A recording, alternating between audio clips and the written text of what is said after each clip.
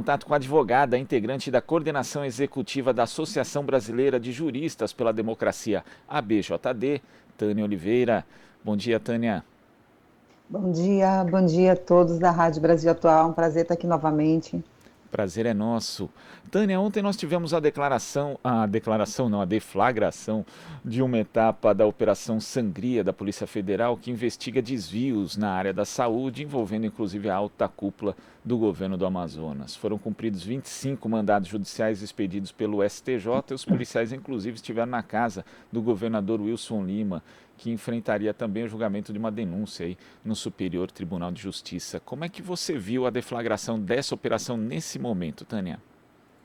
Bom, a deflagração dessa operação, ela já estava mais ou menos divulgada, né? Já havia inúmeras especulações a respeito dessa deflagração. Eu acho que a operação, ela acontece em um momento interessante, porque existe uma discussão aí em torno da CPI da Covid, que tenta envolver governadores nessa discussão da CPI, né? Porque o debate, a operação lá em Manaus, ela trata, no Amazonas, né? Ela trata também de desvios porque é sobre fraudes em licitação e desvio de recursos públicos durante a pandemia da Covid-19. Então, tem aí a discussão de desvio de verbas que foram enviadas para o Estado. De qualquer forma, é importante apontar que essa discussão ela não envolve o debate como um todo da discussão sobre os governadores e as verbas federais para tratamento da Covid. Eu já estou adiantando isso porque certamente isso é um discurso que nota-se já começa a aparecer e a ser abraçado pelo braço bolsonarista na CPI, que tenta demonstrar, olha, os desvios de verba para a Covid estão aparecendo porque existem operações sendo deflagradas agora que demonstram isso. Os desvios que tenham ocorrido no estado do Amazonas precisam de fato ser investigados, serem trazidos aí à lume sobre o que são fatos e o que não são fatos, né? Então, os mandados de busca e apreensão foram cumpridos, né? 6 deles de prisão temporária, incluindo Manaus, também teve gente presa em Porto Alegre, e teve sequestro de bens, enfim, envolvendo inclusive o governador que já foi anunciado pelo presidente Omar Aziz, depor na CPI da Covid. E você... antes dos outros. Não, Tânia, é que você toca nessa questão da CPI da Covid, né?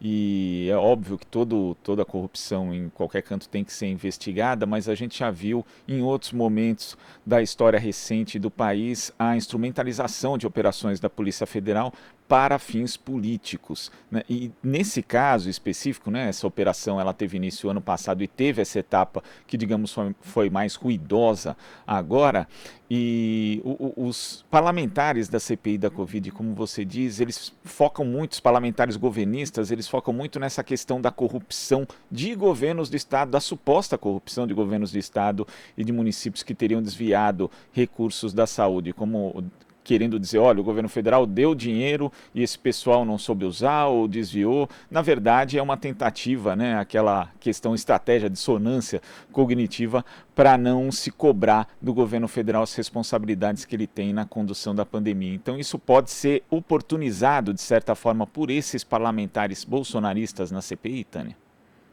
Sim, isso na verdade já está sendo instrumentalizado, né? Como eu afirmei, isso é usado no discurso deles como uma tentativa de demonstração da tese deles de que, na verdade, o governo federal combateu a pandemia, enviou verba para os estados e que o problema foi dos governadores, né?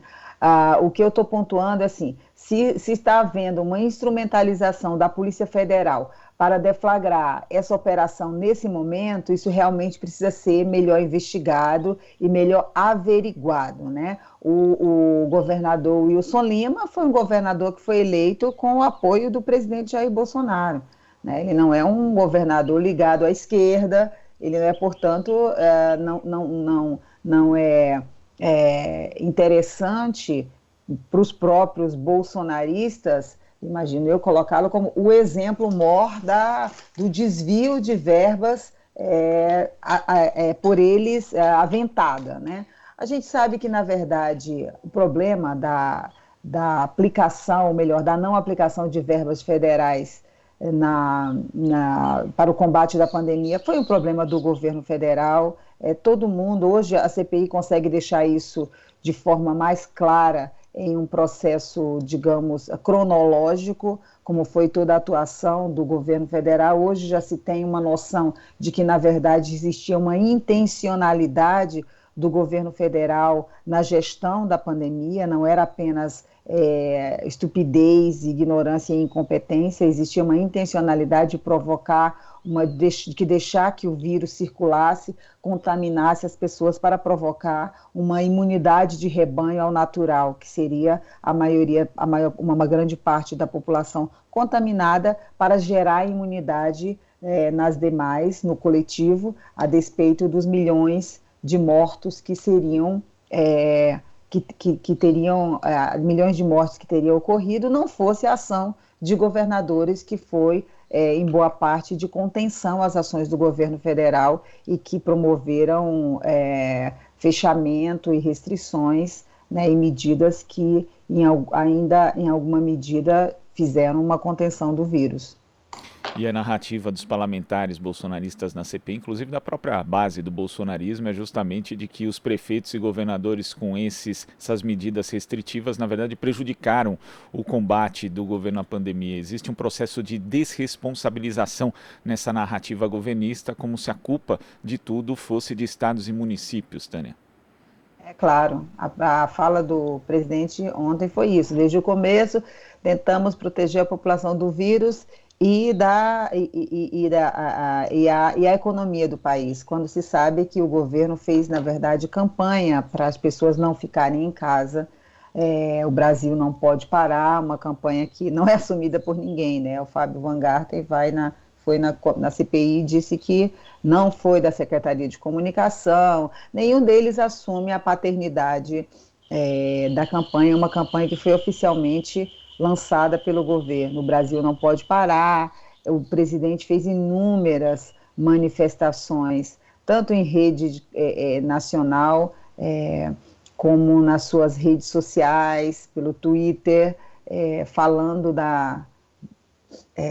criticando veementemente qualquer restrição, qualquer medida restritiva para conter o vírus.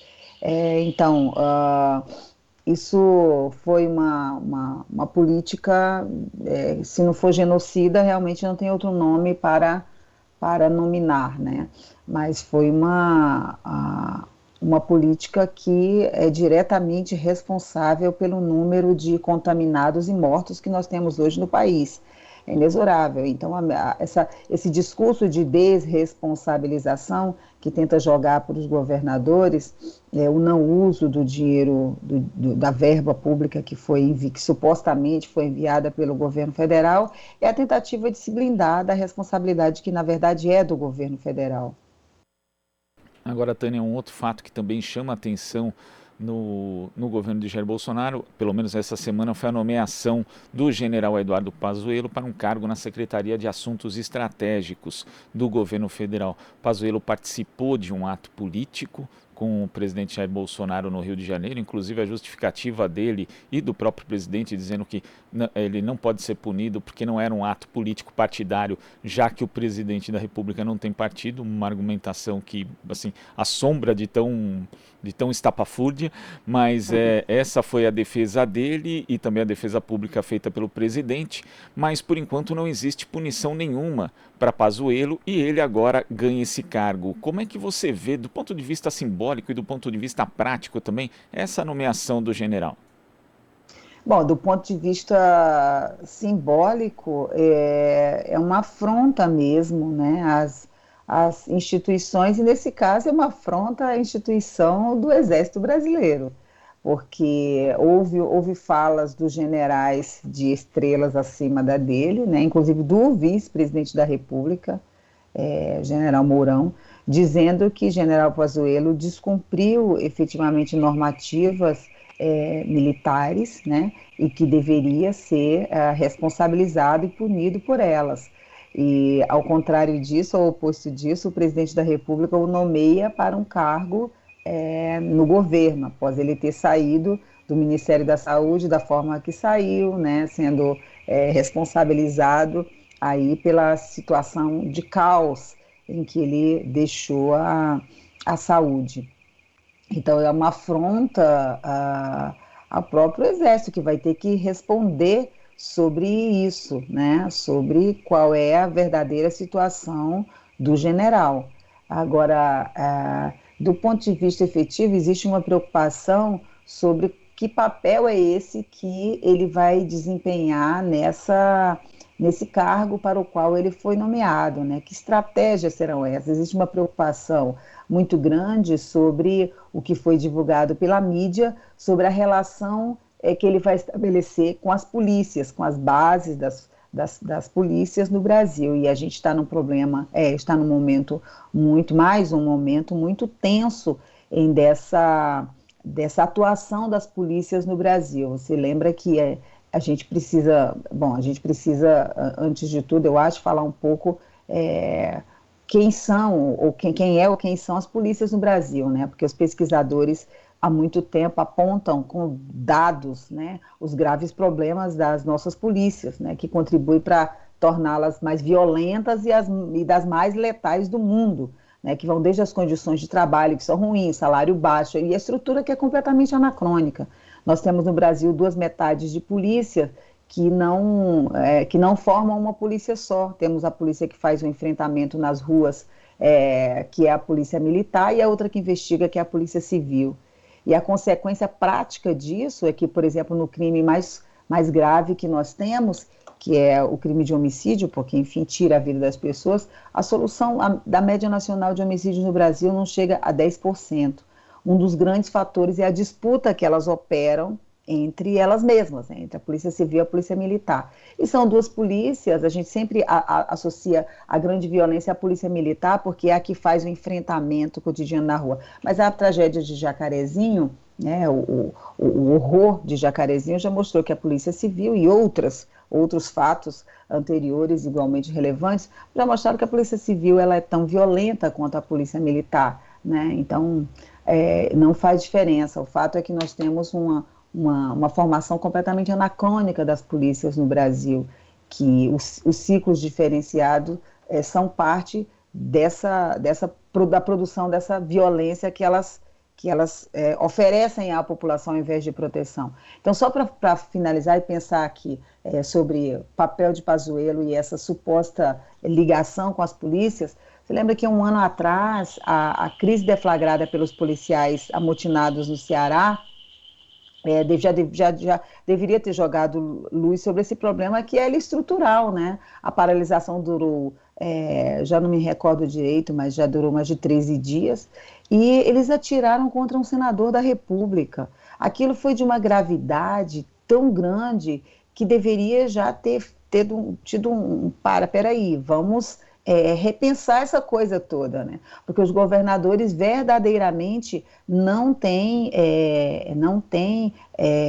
ascendência sobre as suas polícias, como deveria ter, como diz a Constituição, né? Como dizem as normas. O exemplo da Bahia, lá na morte do miliciano, é um outro exemplo, né? Então, o exemplo recente agora da polícia de Pernambuco, que cegou 2 manifestantes com bala de borracha, atirou até contra casas, jogou bomba contra uma manifestação absolutamente pacífica, é um outro exemplo. Então, existe uma movimentação que a gente não pode deixar de pensar de forma estruturante no interior das polícias, que tem a ver com o bolsonarismo militante, que tem a ver com essa pegada mesmo de dar sustentação a esse autoritarismo do governo Bolsonaro. Agora, a nomeação do ministro Pazuello, justamente diante desse contexto, quando se começa a falar que uma das missões estratégicas deles vai ser o relacionamento com as polícias, é absolutamente, institucionalmente preocupante. Agora, quando a gente fala das forças policiais, da falta de controle que você citou, que alguns governadores, ou talvez até todos, tenham sobre as suas polícias, a gente também tem que lembrar do papel do Ministério Público, né, que é um papel constitucional, é de fiscalizar a ação policial. E o que nós vemos são vários episódios de repressão, de ação violenta da polícia, de ação ilegal das forças policiais no Brasil, que não são devidamente investigadas pelo Ministério Público. Existe, na sua visão, uma parte do sistema de justiça que também acaba sendo cúmplice desse tipo de ação, que é uma ação de violência e que muitas vezes uma violência de cunho político? Totalmente. O Ministério Público tem um papel institucional, você lembra muito bem, de fiscalizar a atividade policial. E o Ministério Público não cumpre com essa função de forma eficaz. Poderia citar uma lista imensa aqui de resultantes da violência policial nas quais o Ministério Público não agiu, e quando agiu por força de impulso da sociedade civil, acaba cozinhando os processos e, em pouquíssimos casos, os policiais militares, para citar, né, os casos da polícia militar aí, que são mais evidentes, mais bombásticos, em regra, em casos raríssimos existe algum tipo de punição, né? Você pega alguns membros do Ministério Público em alguns lugares do país que se empenham para que essa punição, no caso comprovado de erro mesmo, né? E de desvio de práticas de violência e afins da atividade policial, elas são provadas. A gente tem muitos casos em que houve, ao fim e ao cabo, o arquivamento dos inquéritos, mesmo diante das provas de que a polícia militar, de que a polícia agiu de forma completamente desviante do que seria a sua função. Então, o Ministério Público,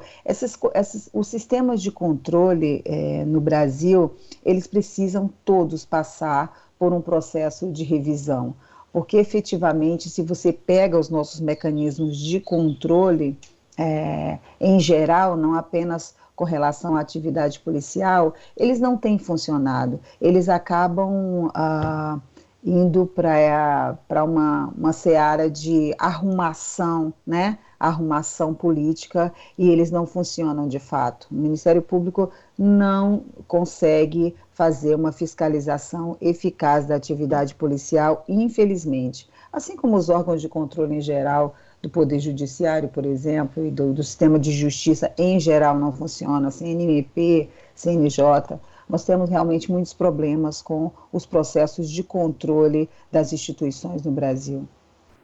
Infelizmente.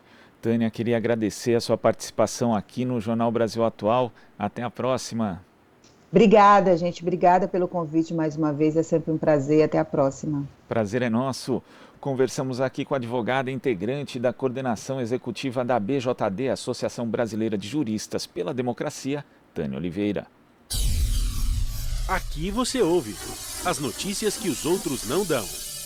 Jornal Brasil Atual.